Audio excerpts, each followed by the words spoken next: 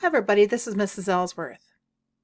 What we're going to be doing is a two-part lab. The first part is called Pendulums and the beat goes on, and the second part is you're creating a metronome. And I know that all of you guys don't know what a metronome is yet, but I promise we will get to that fact of what it is. Okay, so if you remember right, a pendulum consists of a bob, a weight, that is suspended from a fixed point with string or cable or something like that. And we can measure the length of it. And however far from the equilibrium position, the rest position right here is the amplitude. Okay, so those are the main components of a pendulum. Of course, we'll go and we'll pull this over here and it'll go back and forth and back and forth. And how would you measure a period? Well, it starts from one side, goes away, and comes all the way back to its original position. So a period is a full cycle, not just half. A full cycle. Let's start all over. Here's a full cycle. Okay. So what would you use for a bob when you construct this at home? Could you figure out a way to tape and tie string around a ball, or could you use a weight? I know that my husband has some large fishing weights in his fishing tackle box. Is there something that you have that already has an eyelet on it so that you could go and use that? Okay, whatever that you want. You're just going to have to record it for me. What string do you have that's going to help suspend this? I know lots of households, I was just coming up with some ideas off the top of my head as I was typing this, would have thread or fishing line that you could use. Be careful that you don't use too heavy of a bob and too thin of thread that you hurt some floors or anything at your house, so be careful. And what would you use for a fixed point? Okay, and I just came up with an idea of maybe sticking it onto a door jamb somehow, figuring that out. A door jamb is the outside part that the door goes into, and or maybe between table leaves. I thought that was quite that would be pretty stable, because you don't want pendulums to have play in where they're fixed to a spot up above, because once they have play in there, then you're going to lose your energy too fast. And what we're doing this lab with part one is that we're just collecting data so that we can figure out some variables that we'll use to create a metronome later on. Okay, so let's go ahead and talk some more about this pendulum. What will you do? The goal of this lab is to gather some data, of course. Okay, so you need to come up with, like, in this one right here, I told you that we were talking about lengths of it. I want you to measure these ones for sure. And I was trying to anticipate what would be another variable that you would go and measure. And I would like to see you try one more. And I know that we don't have partners, but I would like to see you try one more. And I did have a couple of things I would anticipate that the students might say. And so for this right here, maybe you would say how far you pull it out. Remember when we talked about when you're swinging and you keep on swinging and you keep pumping, you go up higher and higher, and all of a sudden you get that little hiccup, that little bump that in the swing, and you know that you're losing energy. Something has happened. You went to a point now where it's so high that it's created extra problems in that nice smooth arc shape. Okay, so that right there would be the amplitude that you'd be measuring, and so you'd have to figure out a way to come up with a protractor if you don't already have one at home. And you know what? You could go and copy one off the screen by Googling one and copying behind the screen. You could do it like that. You can also do some major estimating too. You know what 45 degrees is. You know quite a few others that you could go and make some estimates too, but you just got to be repeating your data so that you're making sure that you're getting a good estimate for it.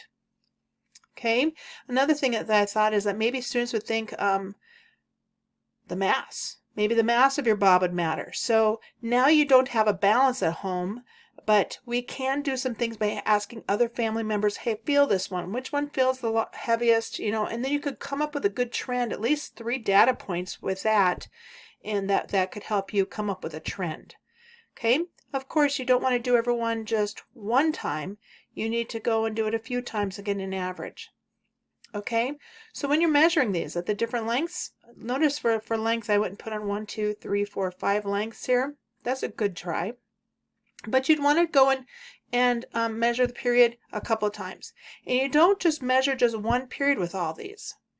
Do it 10 times and time it. Use your phone if you can. If not, use another timepiece that you have at home that shows a seconds hand on it and estimate the best that you can.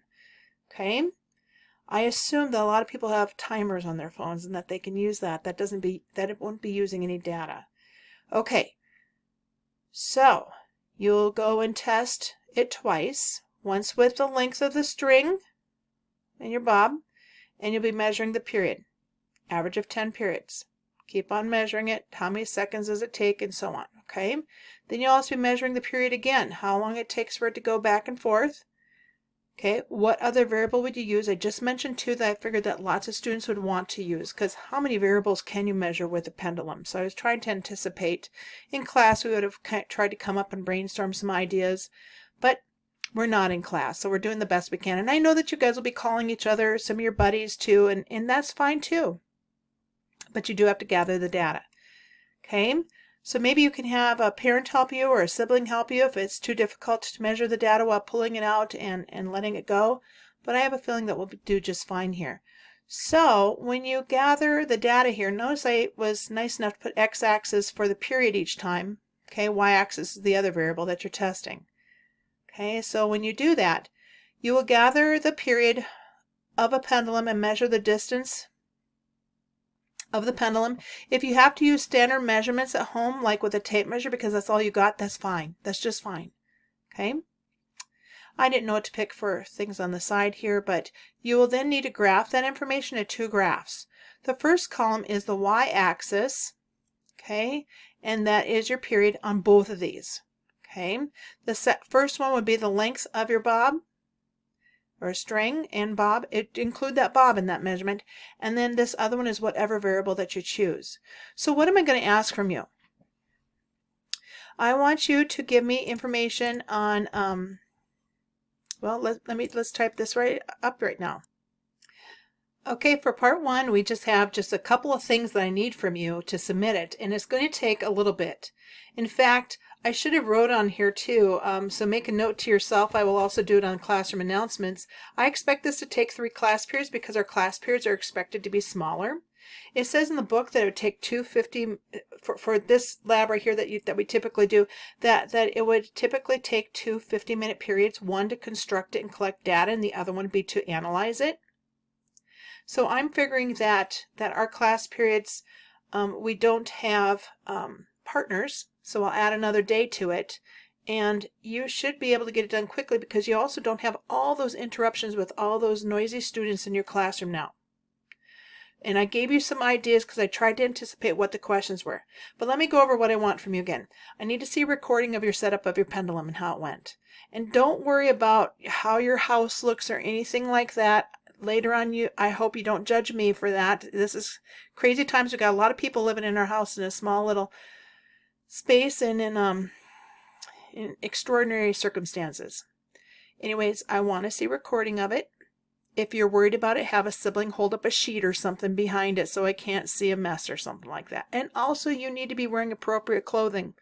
I don't want to see too much of my students. I don't know how to say that nicely, but please don't be wearing your pajamas.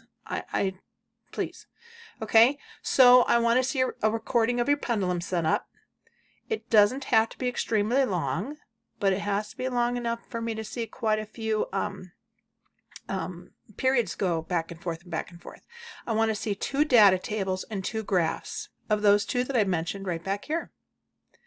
Okay, now, do you remember we used graphical analysis?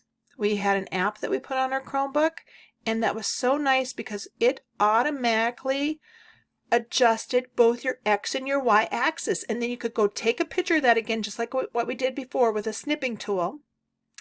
And then you could put that in a document and share it with me. That's it.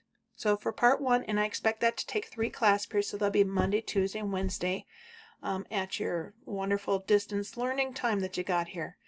Any questions, go ahead and put it on the stream or else ask me privately. You know how to get a hold of me at on Google Classroom or through my email, and I'll be looking forward to seeing something. I think that we need to start setting some specific timelines, but I didn't know how to do that this first couple of days. So 3 days, at the end of the 3 days at midnight, this has to be done. So set yourself up so that you're not doing it all starting at 11 o'clock 3 days from now. So try and pace yourself and be smart about how you're setting this up, okay? I'm putting a lot of trust in you, and I'm not there to nag you all the time. So maybe tell your parents so they help nag you if you have troubles procrastinating like I do. Okay? Well, I will see you when I see you, and I'll see you next time online. Bye-bye.